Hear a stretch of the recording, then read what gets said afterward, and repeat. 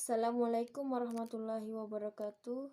Baiklah, saya Yolanda Mareta Amelia dari Prodi PAUD 2B akan mempresentasikan makalah saya yang berjudul Sejarah Perkembangan Hadis pada Masa Nabi, pada Masa Sahabat, dan pada Masa Tabi'in. Baiklah, yang pertama, perkembangan hadis pada masa Nabi. Pada masa Nabi SAW, hadis tidak ditulis secara resmi sebagaimana Al-Quran. Hal ini dikarenakan adanya larangan dari Nabi. Rasulullah SAW telah bersabda, "Janganlah kamu menulis sesuatu yang berasal daripadaku, kecuali Al-Quran. Dan barang siapa telah menulis daripadaku selain Al-Quran, maka hendaklah ia menghapuskannya." Pelarangan Nabi dalam penulisan hadis tersebut secara implisit menunjukkan adanya kekhawatiran dari Nabi apabila hadis yang ditulis akan bercampur baur dengan catatan ayat-ayat Al-Quran. Meskipun demikian, ada juga riwayat-riwayat yang menyatakan bahwa pada masa Rasulullah ada sebagian sahabat yang memiliki lembaran sahifah yang berisi tentang catatan hadis. Misalnya Abdullah ibnu Amr bin As dengan lembarannya yang diberi nama As-Sifah As-Sadiqah dinamakan demikian karena ia menulis secara langsung dari Rasulullah sendiri sehingga periwayatannya dipercaya dari kebenaran. B.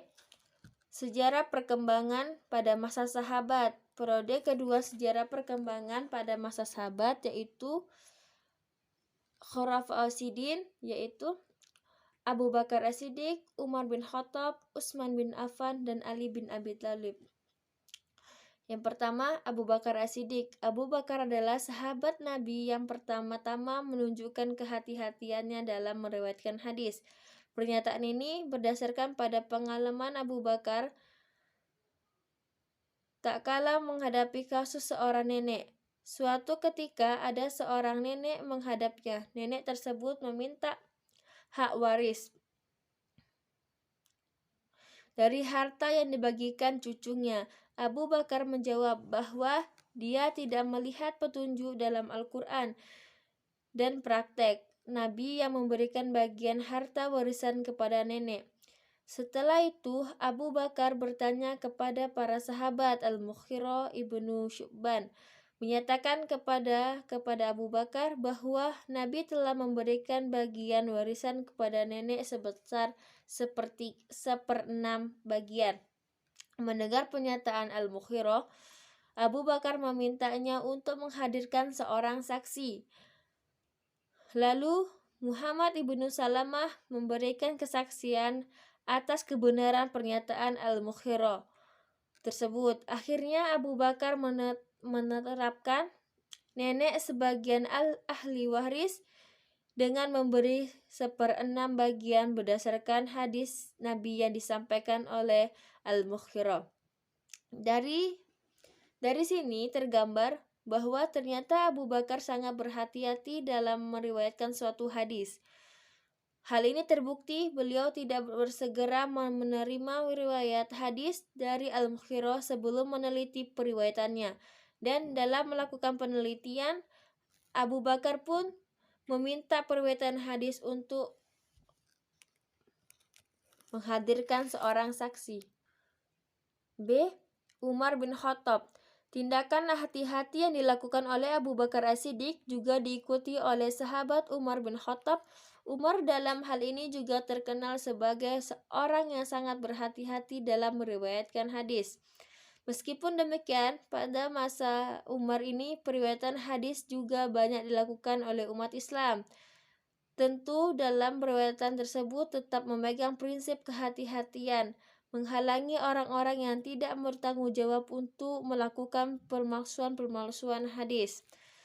C. Utsman bin Affan. Pada masa Utsman bin Affan, periwayatan hadis dilakukan dengan cara yang sama dengan dua khalifah sebelumnya. Hanya saja, usaha yang dilakukan oleh Utsman bin Affan tidaklah setegas yang dilakukan oleh Umar bin Khattab.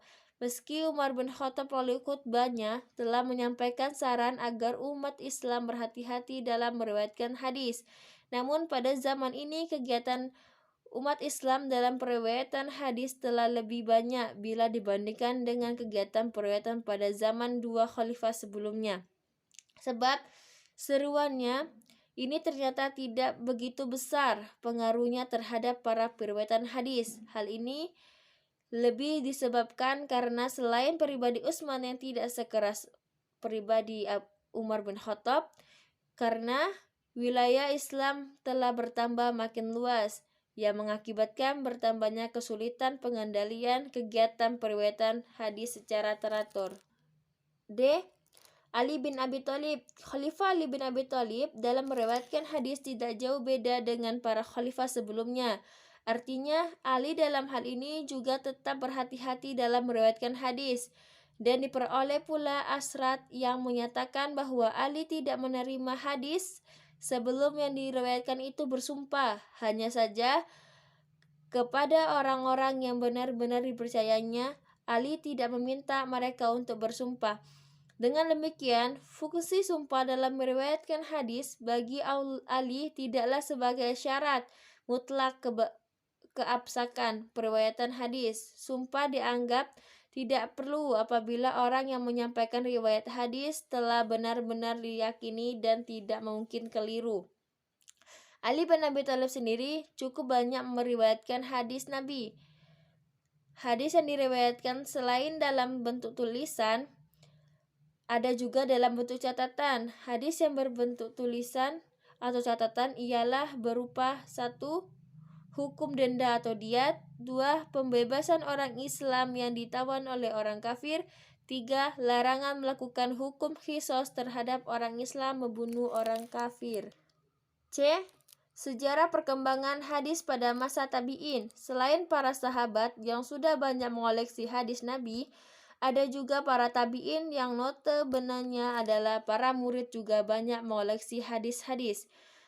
Bahkan pengoleksiannya sudah mulai disusun dalam bentuk kitab yang beraturan. Sebagaimana sahabat, para tabi'in pun cukup berhati-hati dalam meriwayatkan hadis. Para tabi'in menerima hadis Nabi dari sahabat dalam berbagai bentuk. Jika disebutkan ada yang dalam bentuk tulisan dan ada juga yang harus dihafal. Di samping itu, dalam bentuk yang sudah diperbolehkan dalam ibadah dan amalia, para sahabat lalu tabi'in menyaksikan dan mengikutinya. Dengan demikian, tidak ada satu hadis pun yang tercecer apalagi terlupakan. Perihal menulis hadis, di samping melakukan hafalan secara teratur, para tabi'in juga menulis sebagian hadis-hadis yang telah diterimanya. Selain itu, mereka juga memilih catatan-catatan atau surat-surat yang mereka terima langsung dari para sahabat yang atau guru sebagai gurunya. Ada beberapa kota yang dijadikan pusat pembinaan dalam periwayatan hadis, yang kemudian dijadikan tempat tujuan para tabi'in dalam mencari hadis. Kota-kota tersebut yaitu 1. Madinah Al-Munawwarah, 2. Mekah Al-Mukarramah, 3. Kufah, 4. Basrah, 5. Syam, 6. Mesir, 7. Maghribi, 8. Andalusia, 9. Yaman, dan 10. Khurasan. Mungkin cukup sekian yang bisa saya sampaikan. Lebih dan kurangnya saya mohon maaf. Kepada Allah saya mohon ampun. Wabillahi taufiq wal hidayah. Wassalamualaikum warahmatullahi wabarakatuh.